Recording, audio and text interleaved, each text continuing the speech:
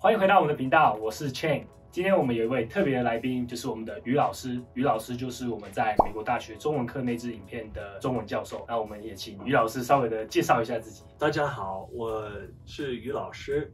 我的中文名字叫于其俊，其是其他的其，俊是一个3点水，在一个睿智的睿，是非常冷僻的一个字，但是我很喜欢。我在美国教中文教了13年了，然后我很喜欢，就是学生真的学起来很有劲。对啊，所以于老师他是Haley的中文老师，在过去这1年多的时间都是跟于老师学中文。我稍微帮助他一点，但是大部分都是于老师在帮助Haley去学习关于文法句型啊，或者是单字这样的东西。他学得很扎实啊，他学得很扎实，非常扎实。谢谢。我真是托你的福。没有，都是老师教的好。所以我们今天这个影片呢，就是我们截取了一些从我们上一支影片里面你们提出的问题，然后我们今天要请于老师来帮我们做解答。那我们的影片就正式开始。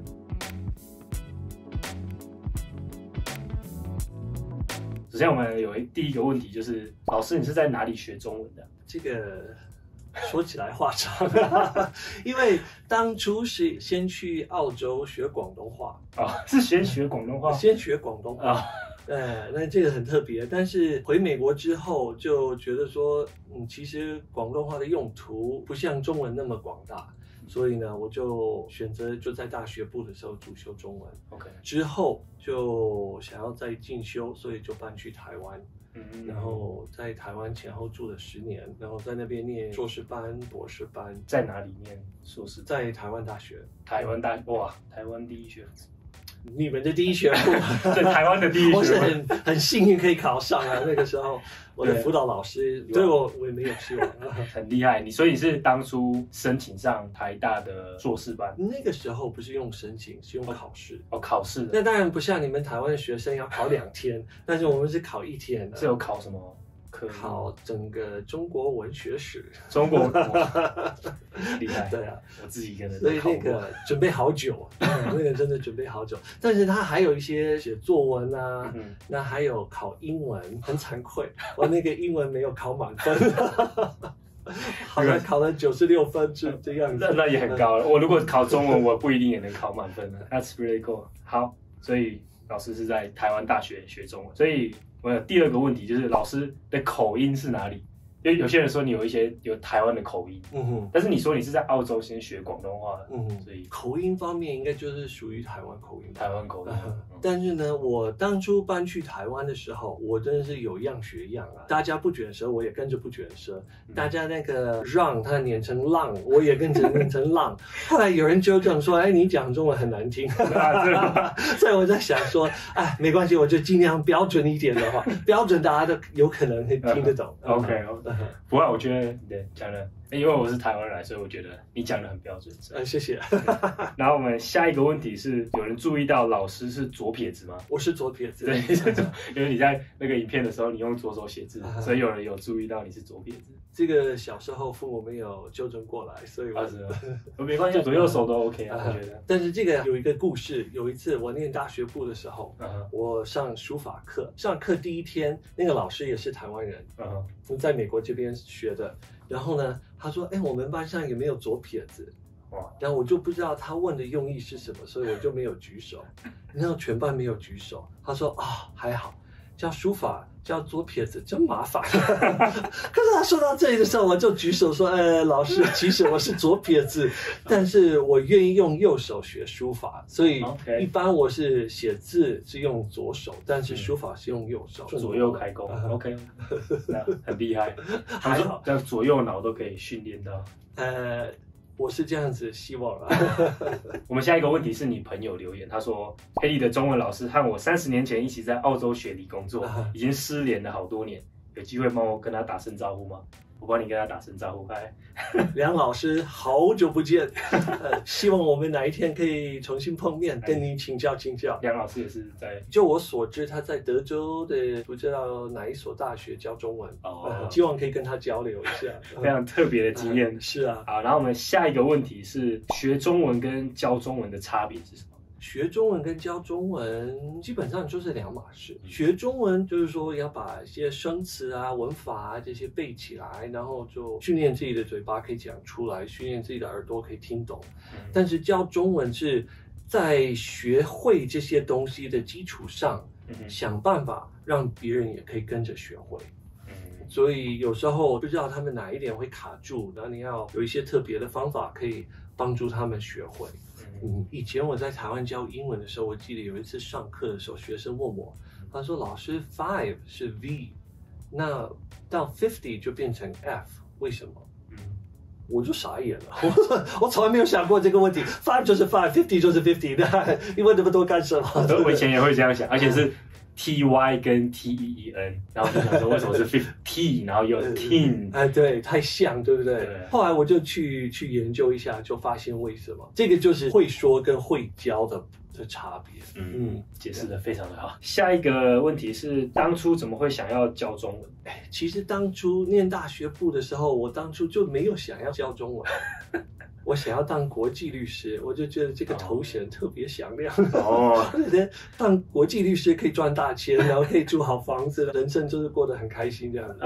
但是后来有一些机会去做研究啊什么的，然后去台湾留学。后来我发现，其实我对中文特别有兴趣。OK，所以这是为什么会开始想要教中文。下一个问题是，学中文的过程，你遇到哪些事情让你觉得很困难？最初的时候，就是因为我先学广东话，后来我开始学中文，他们说你的口音好难听哦，连自己的名字都发不清楚，他们说这个太可笑了吧。我那个时候有一些讲中文的朋友，他们都会觉得口音很重。对，那个粤语的口音很重。我觉得在大学部学中文有一个地方特别困难，除了发音之外，还有就是记得怎么写中文字之外，我觉得还有一点就是说，以前我在台湾教英文的时候，有一次上课的时候，我们用的是英国的课本，然后他开始讲一些超市里面的一些蔬菜的名字，然后呢，除了 banana、tomato 之外，它还有 aubergine。然后我看到 aubergine 我就傻眼了 ，aubergine 什么东西？我从来没有听过这个英文字，你听过吗？没有啊，没有听过，对不对？所以我去查字典，我发现aubergine 是英国人讲茄子的方法，因为是从法文来的，对不对？但是在美国我们讲 eggplant， 所以 aubergine 对还是 eggplant 对？那我上课的时候跟他们讲说，不要学 aubergine， 我们学 eggplant， 没有人讲 aubergine。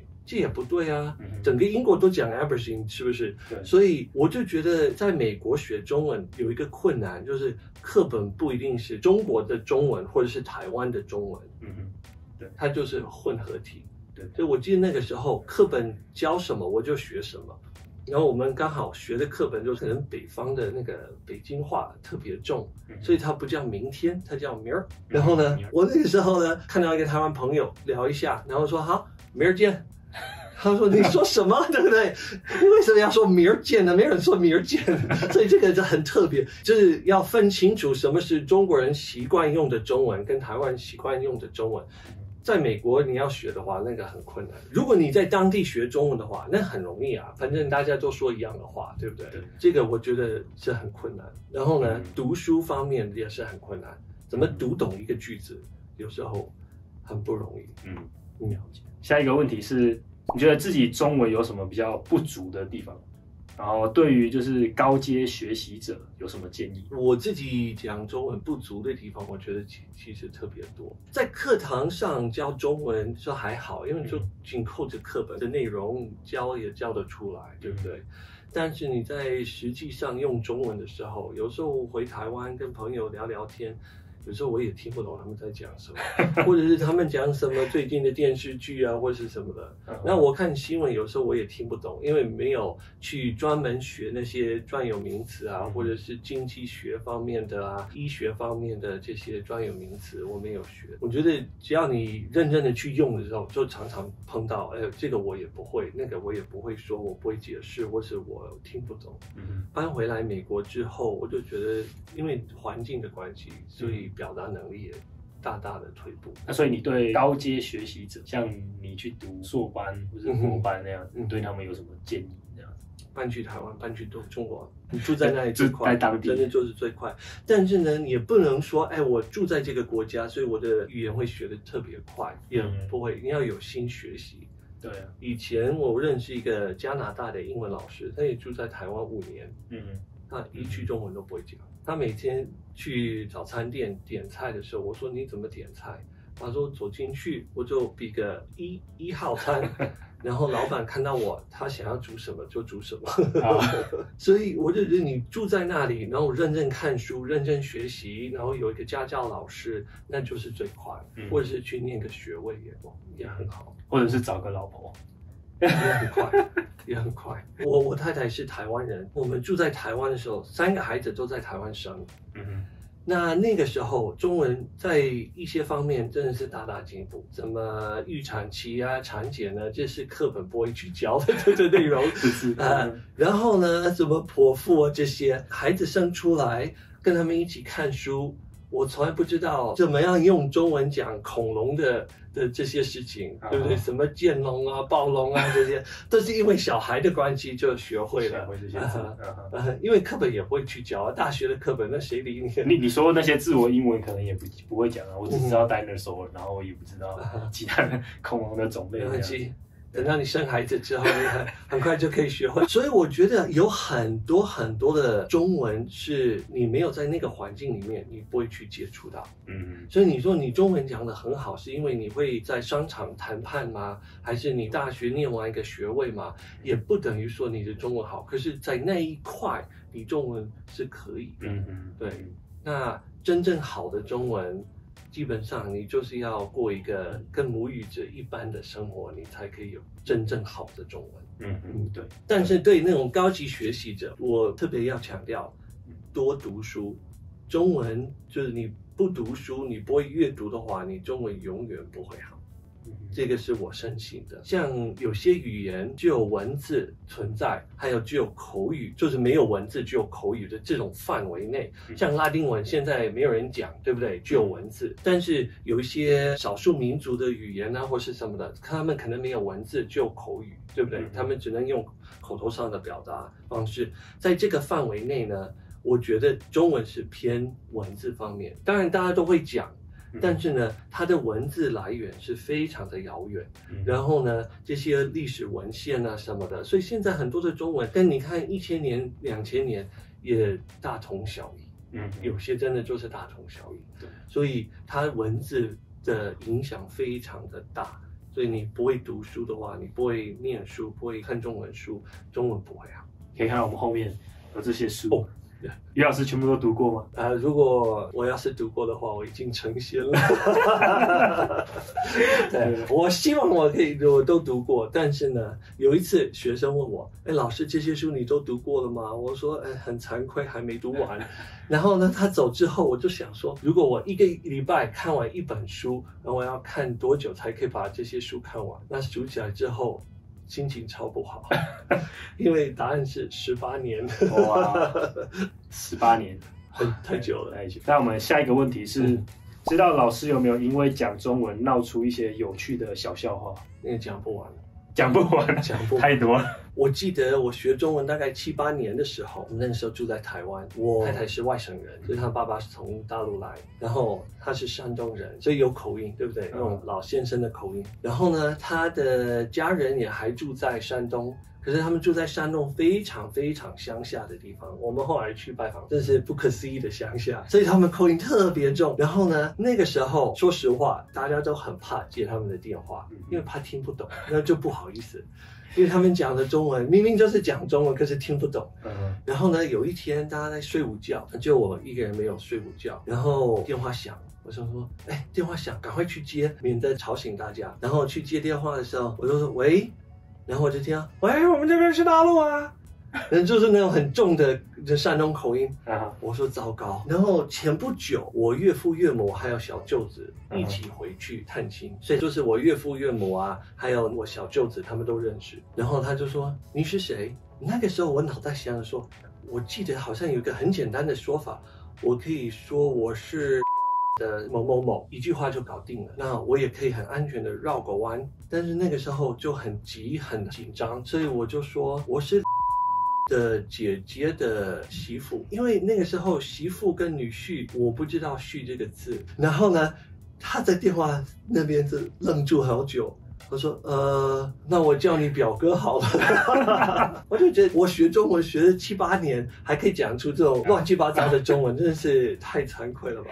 当然我们有下一个问题，这个问题是你教简体字还是繁体字？然后是教拼音还是教注音？在美国，全部的学校都教拼音，这个就不用怀疑，因为拼音是用英文字母，那大家都会英文字母，就是学新的发音而已。但是注音的话，就是一个新的系统。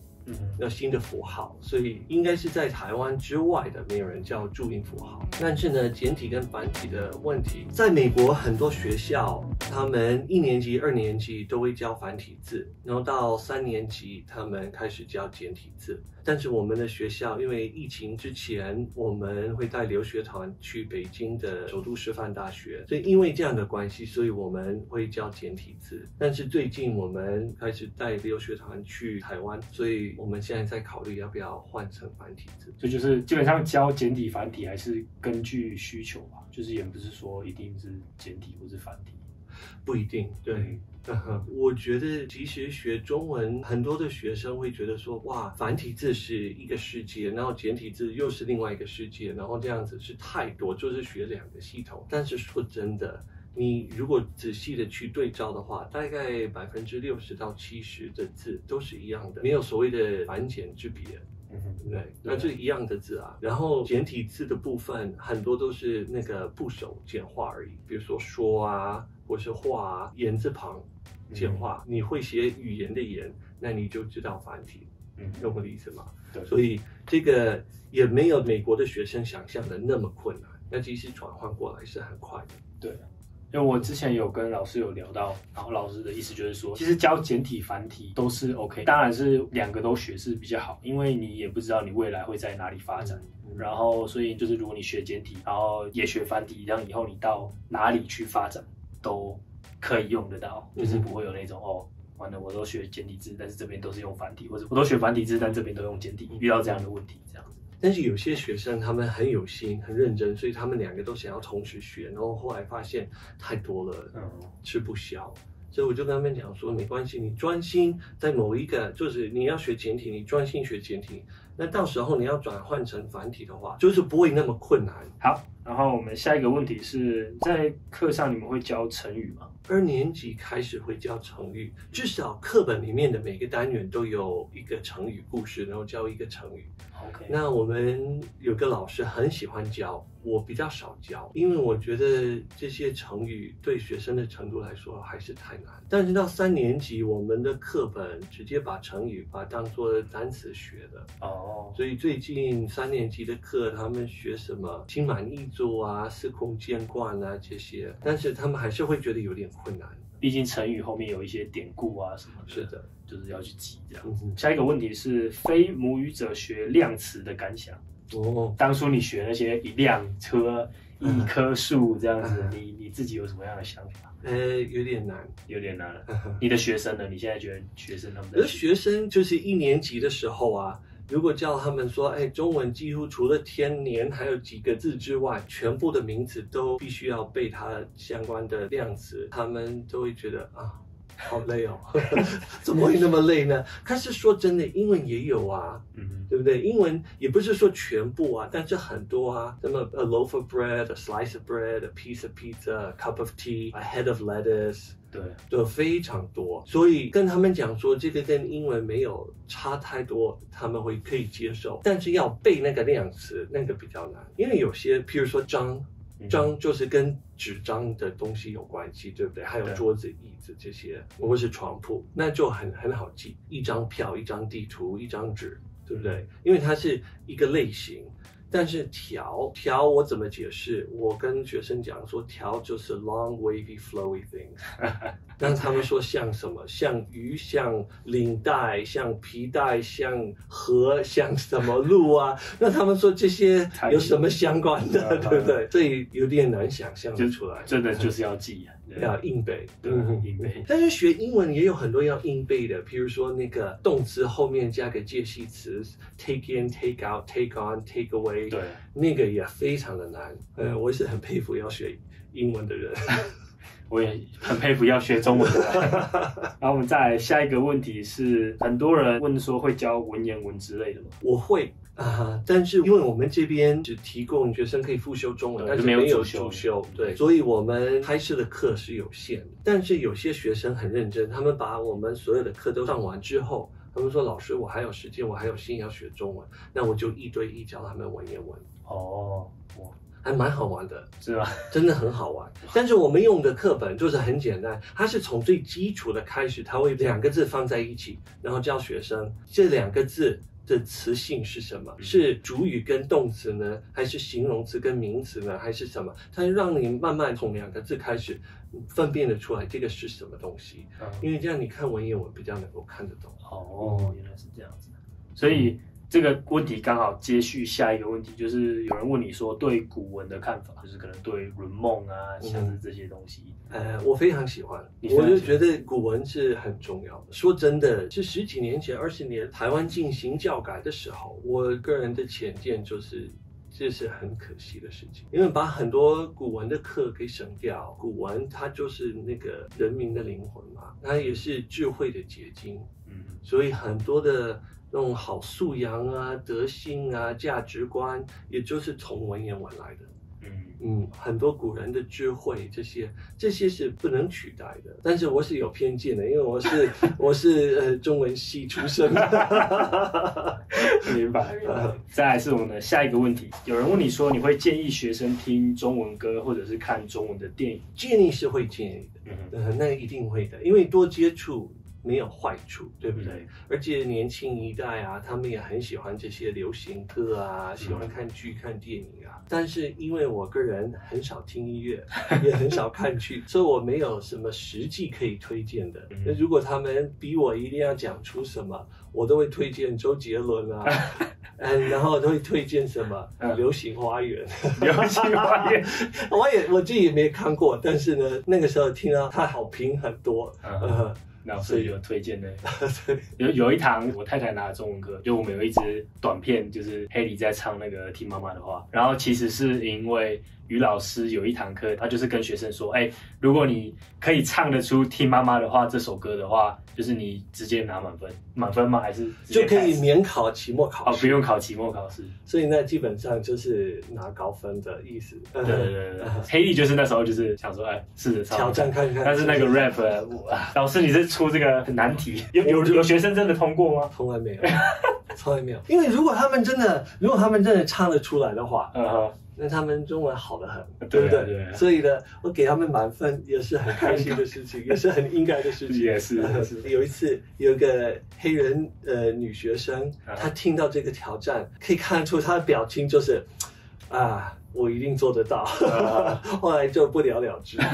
后来也没有达成。太快了，真的太快。对啊。那是1年级还是2年级？1年级下学期的。1年级下学期的。2年级上学期我也很愿意啊。真的好。下一个问题是，你们用哪一本教材？然后是什么决定使用这本教材的？就是我这里刚好有，就是黑鱼的课本，于老师他们上课用的书。对，中文天地。当初你们是怎么决定要用这个书的？在美国教材的话，就有2个大系统，1年级跟2年级，整个都是一个系统的一套的教材。那一个是中文天地，然后另外一个不太喜欢用，我就不太喜欢它的那个编排的方式。了解。所以为什么会用这个中文天地的书？对。OK， 然后我们的下一个留言是说，老师好帅哦。还好吧。这么谦虚吗？没有。我已经认清事实了。我这个人实话实说。我觉得蛮帅的，谢谢，而且又很高。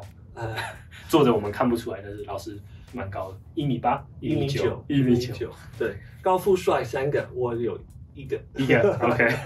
然后我们下一个问题是，有人问你可以解释一下去你的中文课的文法结构吗？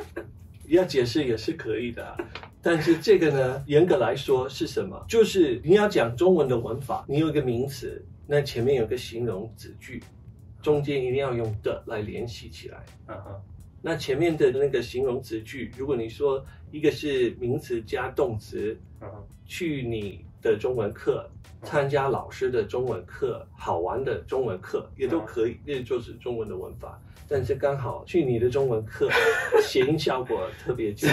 对，我那时候没有想太多，我就觉得就是要 go to your Chinese class，然后所以我就想去你的 Chinese class。那现在有机会想一想，你会改吗？我现在应该会说 go to your Chinese class。你会怎么说？参加中文课，参加你的中文课，参加中文课 ，OK， 参加你的中文课可以，可能会避免这些误会，对，误会，不好意思。再来下一个问题是，可以跟观众说明一下，在大学的学生能学到的中文程度是到哪里吗？就是因为你刚才有提到，就是1年级、2年级、3年级，所以就是大概可以解释一下，说大学的 class structure 是怎么样安排的。我们一般就是1年级，就是我们会有一个101跟102，就是第一个学期跟第二个学期的中文课，那是非常的入门。我们会从拼音开始学，对，发音啊、声调啊这些，就慢慢教一些生词。像我记得第一课，它的内容就是讲你好，我是学生，你也是学生吗？不是，我是老师什么的嘛。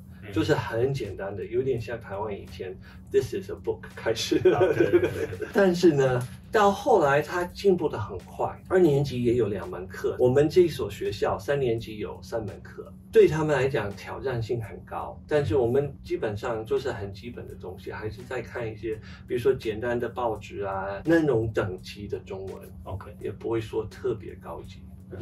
因为主要是像前面老师有提到，就是这个大学没有所谓的中文系，中文只是一个辅修，也就是你有你主修去学其他东西，然后你的辅修可以学中文啊，或者是学英文啊，学西班牙文啊，或者是还有学法文之类的，对，所以他是没有中文系的学生，就只有中文系的辅修。但是我念大学部的时候啊，主修中文。他们除了这些语言课程之外，你学好之后，他们有一个学期专门教你阅读，另外一个学期专门教你写作，然后之后又可以学现代文学、当代文学，还有2个学期的文言文，所以这样的就是学起来那个基础就比较扎实一点。但是要特别讲，就是因为他们大学虽然是学中文，但他们基本上还是在学基础的部分，就是我觉得跟我们平常会讲中文的人那种。就是那种 level 不能同日而语，对，不能同日而语，就那种速度是不一样的。就是他们在大学学中文，可能就是把我们在国小到国中的那种压缩起来的那种感觉。对，就是等于是在高中、大学，我们自己在做阅读这种感觉。然后就是像他们，就是大学出去之后，他们就有能力去自己去学习中文。对，没错。OK， 所以刚刚我们稍微提到，就是中文是辅修这样子，所以刚好下一个问题也是就是问到关于学生的部分。他说，大部分学中文的学生，就是他们为什么学中文？他们都是中文系嘛，所以他们不是中文系。那他们为什么会想要学中文？那个就不一定啊，就看个人啊。有的学商啊，所以他们想要去做生意啊，或者去大陆发展，去台湾发展。那有的想要去做外交官啊，就是为政府工作。那有的就是学个好玩，或者是他们也不知道自己要干嘛，反正他们喜欢吃中国菜，所以他们来上中文课。我们这边没有教韩文或者是日文，所以有时候我们也会有学生说我对韩文很有兴趣，但是没有看到韩文课，所以我来学个中文。各种理由也都有，但是我们都欢迎。对，然后下一个问题是，你认为学习这个语言最困难的地方是什么？我们刚才有稍微提过这个。然后它和母语英文有什么不同的地方？学习中文大范围来讲，最困难的就是声调，声调很难。对，还有一个就是中文字啊，因为你看中文字的时候，你没有办法像我们英文可以把它拼出来或是读出来，看一个 at bat 那你看棒球的棒这个字没有发音的帮助啊，对不对？对。所以这个就很困难。以前我在台湾，我听过一个人，他跟我讲说，英文重形，中文重义，也就是看重形式，英文的形式一定要到位才行。比如说 four dogs， 你没有加 s， 大家会觉得你的英文不好，或是你表达的不清楚。可是你有 four 还有 dog， 其实蛮清楚的，你很难误会有什么意思，对不对？但是到会讲英文的，英文是母语的人，他们学中文的时候，常常会多加很多的内容，而且是不必要的。比如说，我问你这是什么，你回答的时候你会说是我的书，对不对？可是英文说 What is this? It is my book。所以很多的学生会说这是什么？这是我的书。那这本书什么什么什么，所以他们常常把英文的形式加在中文里面，所以这个就是比较困难的地方，就是要学什么简化。可是因为你课本上大部分都是教你有完整的句子，但是当你在讲的时候，就是你会去省略一些东西。像你问我说这是什么书，然后我会说这是英文书。但是你说讲英文，他们就会讲说这本书是英文的书，就是把它。对，就像全部讲出来。对，所以因为他们会觉得形式很重要。但就是他们自己就是被母语牵着鼻子走。对，但是我觉得到进阶的时候，我在台湾我发现口头表达能力好一点的时候，很容易不经过自己的思考的那一个部分，我想到我要说什么，它出来都是英式的中文。因为我脑袋想的是英文，想得太快，嘴巴讲出来都是英式的中文，所以这个你要怎么样去讲出道地的中文，这个真的很困难。对，我也是会一样，就是我有时候讲英文的时候也是很习惯，就是一开始就会以中文的想法去讲。我学英文的时候的经历是这样，一开始是听到英文，在脑里面想成中文，然后想一下英文怎么讲，再回去讲英文讲出来，然后后来就变成说英文进来。英文出去，但是有时候就是会英文出去的时候，就会又混到中文的部分，然后就变成中式英文这样子。对，就没有经过思考，它已经变成中式的英文，对不对？对，这个是很困难。所以我的方法就是多看书，多看书。又回到书本，你看书的时候，你就可以看到中国人怎么样去表达这个语言。你看中文书的话，它是静态的，所以你可以慢慢咀嚼，你也可以把它背起来。以前我背好多好多的中文。我每天起来，家人还在睡觉的时候，我坐在客厅背来背去，因为我自己的想法是，中国人脑袋想出来的中文就是道地的中文。那如果我把整句话或是整段话背到我脑袋里面去的话，那我讲出来的道地的中文的可能性就提高很多。了解，这样，所以看书很重要，看书，多看书，多看书。好，然后这个问题是说，很多人说学语言最快的方法不应该学文法，而是像学母语一样直接和母语者对话，你怎么看？我觉得这个是一个假性的二分法，为什么呢？不是，要不然是这个方法，要不然是那个方法。你说我们要像小孩去跟母语者沟通、讲话、对话，那也 OK 啊，也很应该的，对不对？但是呢，我们要很清楚，就是说我们成人跟小孩的脑部是不一样的，整个结构都不一样，他们的那些连接是多的很多，而且他们没有那种已经发育好的思考能力。不是吗？不像我们一样，所以就是两个人的脑袋是不一样的。那你说我有不一样的脑袋去用他的方法来学语言的话，那个效果不会那么好。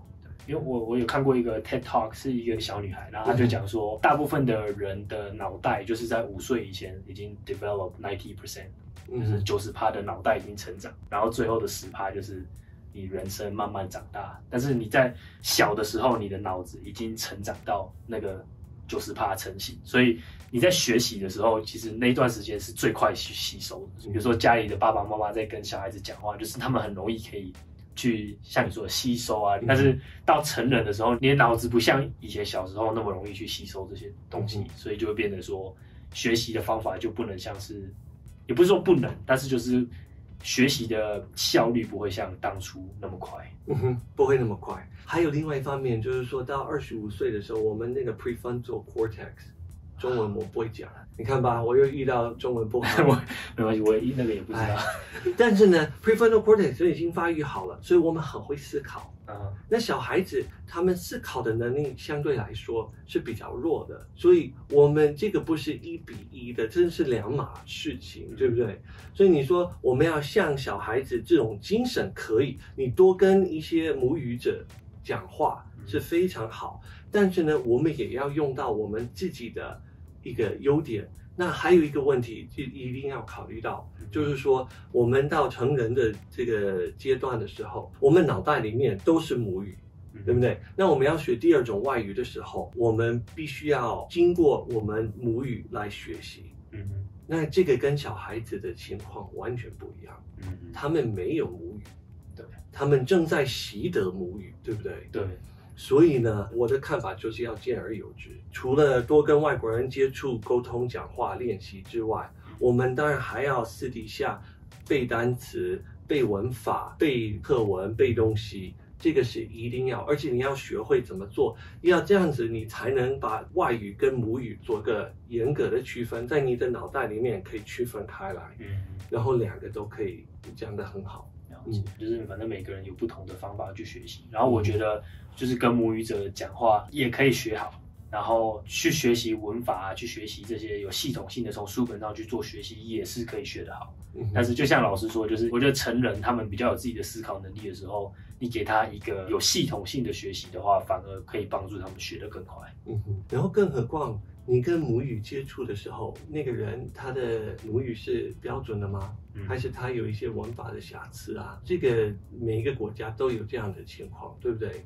所以你怎么知道你学的是正确的、标准的外语？那也很难讲。没错，没错，这个是一个很深的问题。如果有更多的问题，欢迎下面留言。OK， 以上就是我们从大学中文课那一支影片下面的留言所截取的一些问题，然后我们也谢谢于老师在这边帮我们去做这些问题的回答。那最后于老师，你有没有什么想要跟在学第二语言的观众，就是有一些话想跟他们说的？我觉得最基本的就是不要害怕。对不对？学习语言是一个很快乐的事情，也可以打开眼界，可以让你去接触到不同的文化、不同的食物、不同的人、不同的思考方式，这些都是很难得可贵的。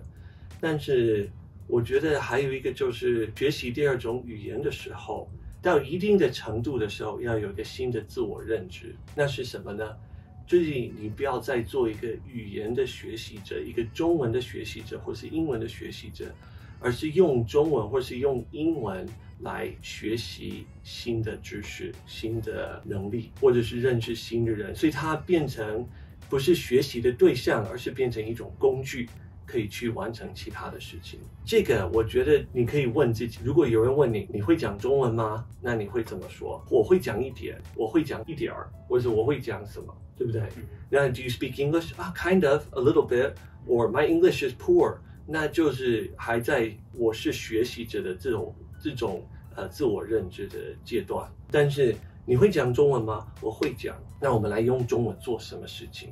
这个才是我们最后的目的地。对，好，谢谢于老师今天谢谢来参加我们的影片。然后如果各位还有更多的问题的话，maybe 我可以再找于老师再拍一支影片。如果你们有任何的问题的话，就可以在影片下面去做留言。好，我们今天谢谢于老师，然后我们谢谢各位能够来看我们这支影片，我们就下一支影片见了，拜拜，拜拜。